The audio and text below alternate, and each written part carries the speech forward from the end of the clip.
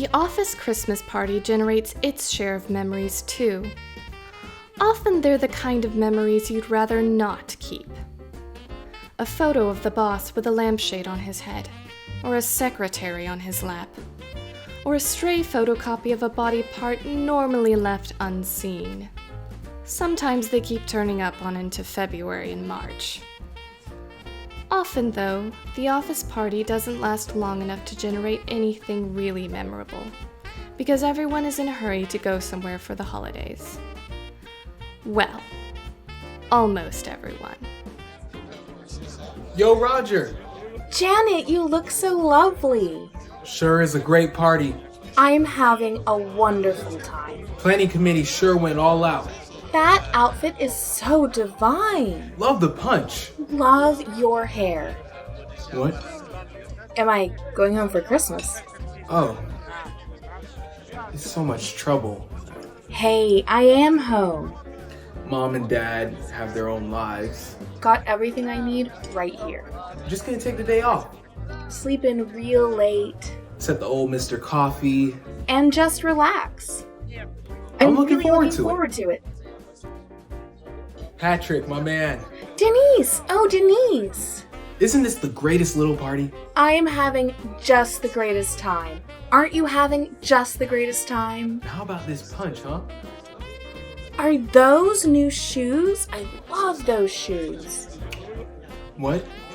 Am I going home for Christmas? It's so much trouble and I've been so busy. Nah, not this year. All that driving. Too much hassle. But I got all my shopping done early. You going? And everything mailed before the 1st, just like they say. Oh, you are you?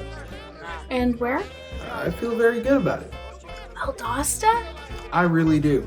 You're driving to Valdosta? Now I can just relax. Tonight? Me? Just gonna sit around the house. Reindex my recipe cards. Laminate my cat. I'm really looking forward to it. God, I hate Christmas. I loathe Christmas. I know I'm alone. Why do we have to have holidays to emphasize it? Marty, how's it going? Christine, where have you been? Great work on the Johnson presentation, pal. Really primo. Beautiful jacket. Does that mean you're leaving? You're not going, are you? Party's just starting. Oh, pooh, we haven't talked or anything. Laura's parents' place for Christmas? That's, wonderful. Ooh, long drive. I had no idea you guys were that serious. Montgomery, yeah, that's pretty long. You're a lucky man, Marty. Not as long as Valdosta. You tell me all about it when you get back. Maybe it just seems long to Valdosta. Me? I'm going to go home and go right to bed. Well, drive carefully. There's a lot of crazies out there tonight. Just gonna get a little shut-eye myself. I'm really looking forward to it. I wonder why more people commit suicide during the holidays than any other time of the year. God, I'm so depressed. I need some more punch. Hey, walk with your... I'm so sorry. I didn't see you. Hi. Hello? Do I know you? I don't think so. I'm Jack Zabrinsky, accounting. I'm Martha Combs, sales and marketing. Hi. Hi. Lovely party, don't you think? Oh, yeah, lovely. You, from around here? With a name like Zabrinsky? No. I'm from New York. My whole family's up there. Oh, then I guess you're going home for Christmas. Oh, no, I'm not. I mean, I always have before. Ever since I moved down here. Every year, taking that plane from Hartsfield up to LaGuardia. But it's been 5 years, and I guess I decided that this was the Christmas I became an adult. I mean, you can't just keep going home every Christmas for the rest of your life. Can you? No, I guess you can't. Are you? Am I what? Going home for Christmas. Oh, no, I can't. Oh, sorry. Don't be. I am home. Native Atlantic. Really? You know, I've been here 5 years, and I don't think I've ever met a native Atlantean. We are a rare and exotic species. I love Atlanta. And you know it took me forever to find my way around it. All those Peachtree streets. Oh, this is where I'm supposed to tell the old joke about doing that just in case Sherman came back. You go down Peachtree until you get to Peachtree. Take a right on Peachtree, go 3 blocks, take a left on Peachtree until it dead ends on Peachtree. Then, during the Olympics, you do the same thing in French. At least you didn't have to learn your way around like I did. What's so funny? Jack, the only people who can find their way around Atlanta are people who just moved here. Their minds aren't cluttered up with where everything used to be. This town doesn't stay the same for 3 weeks running. You show me a wreck on the downtown connector, and I'll show you a native Atlantan screaming that there has been a 10th Street off-ramp there since they built the interstate. Where the heck is it? I've never thought of it that way. So, I suppose you're going to spend the holidays with your family. Can't. I'm the only one still here. Most people start somewhere else and move to Atlanta. We did it backwards. We started out here and I'll move someplace else. I've got a sister up in Charlotte, a brother up in Louisville, a sister and brother in Guam, don't ask. And last year my folks retired, sold the house, and moved to Panama City. I feel like the little boy who came home one day and his folks had moved without telling him. Except mine did. Moved, anyway. But I know right where every one of them is.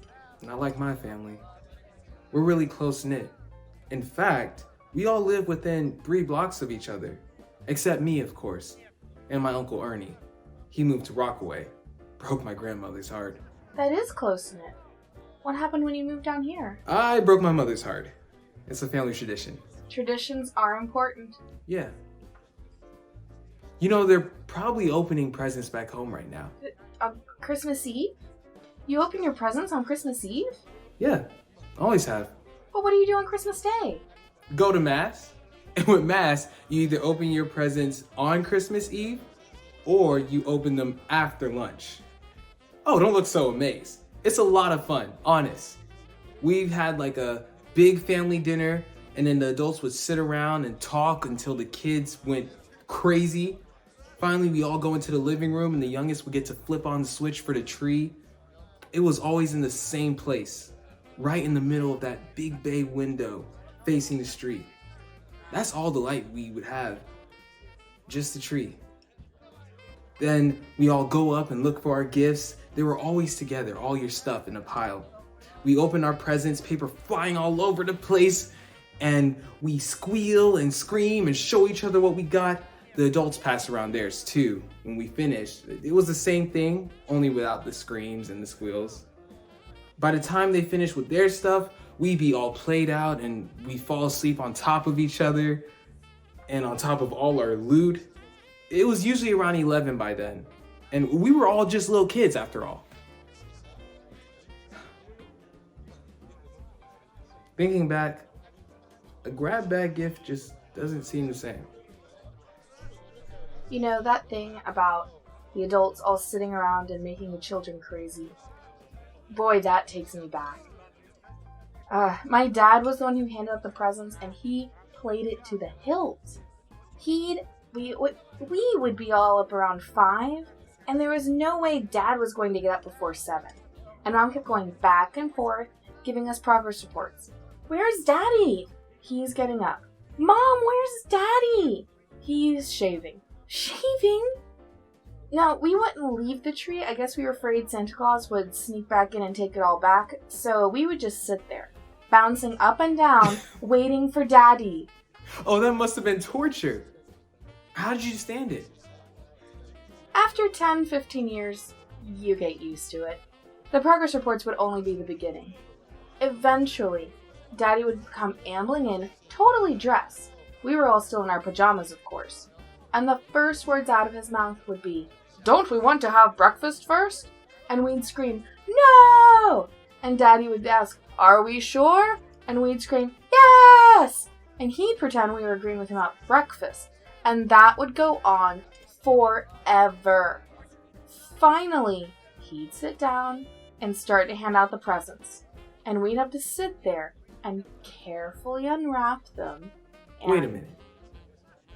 Did you say carefully unwrap them? You carefully unwrapped your gifts? My mom had this thing about saving Christmas wrap. You don't know how much I envy you and all your piles of ripped up Christmas wrap. We never got to do that.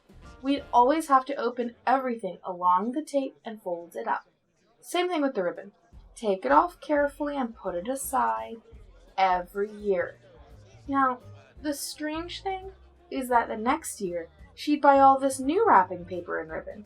And we'd just sit there and fold the new stuff up, and Mom would take it away, and we never knew what the heck she did with it. That's not exactly true. We finally did find out.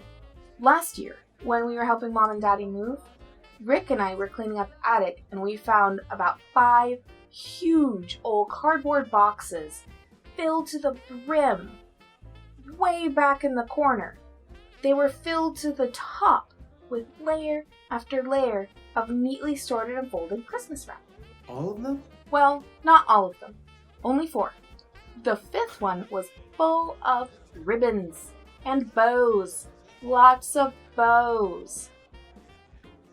You know, she made Daddy take those boxes with them when they moved. They're in an attic in Florida now.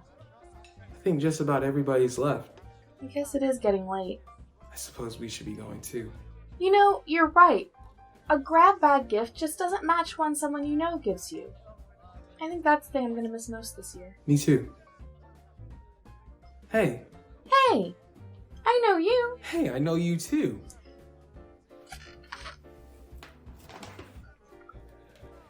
Merry Christmas, Jack. Merry Christmas, Martha.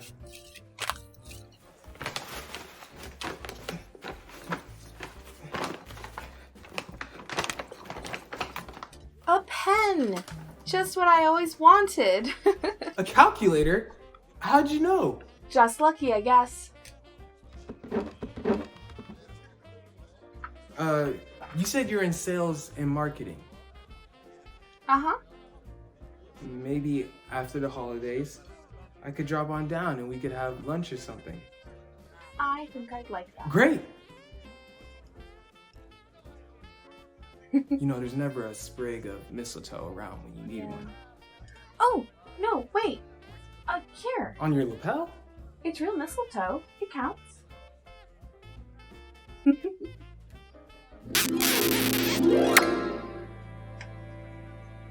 Merry Christmas, Miss Combs. Merry Christmas, Mr. Zabriskie.